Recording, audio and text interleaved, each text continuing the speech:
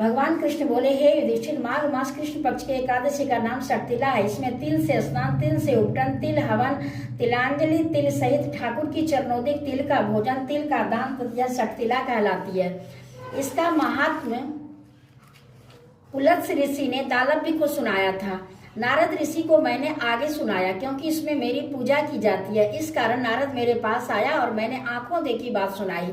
एक ब्राह्मणी थी, वह चांद्रायनादि व्रत, राज्य व्रत किया करती थी। व्रत करते करते दुर्बल हो गई। व्रतों के प्रभाव से उनके समस्त पाप नष्ट हो गए।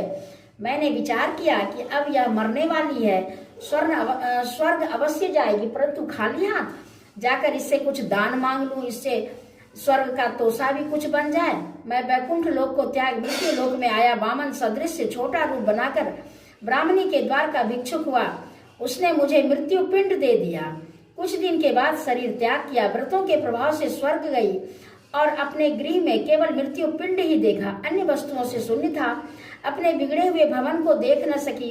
शीघ्र ही मेरी शरण में आकर पुकार करने लगी, आप अच्छे फलदाता हो, मेरे चांद्रायनादि व्रतों का फल निष्फल कर दिया। मैंने उत्तर दिया कि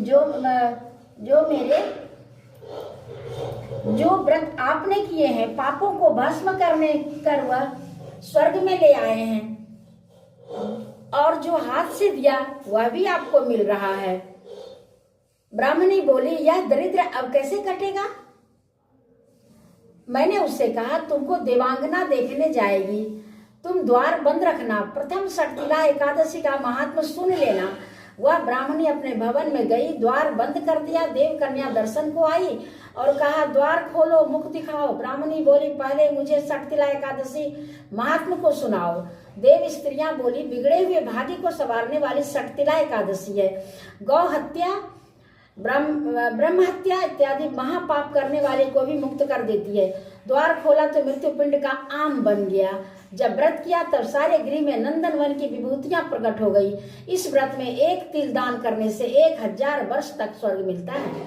इस दिन भगवान कृष्ण की पेठा, नारियल, जायफल, सुपारी आदि से पूजा की जाती है। इस दिन तिल पट्टी का सागर शास्त्रकारों ने बताया है।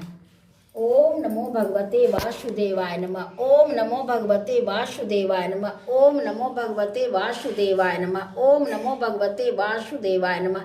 ओम नमो भगवते वासुदेवाय नमः। ओम नमो भगवते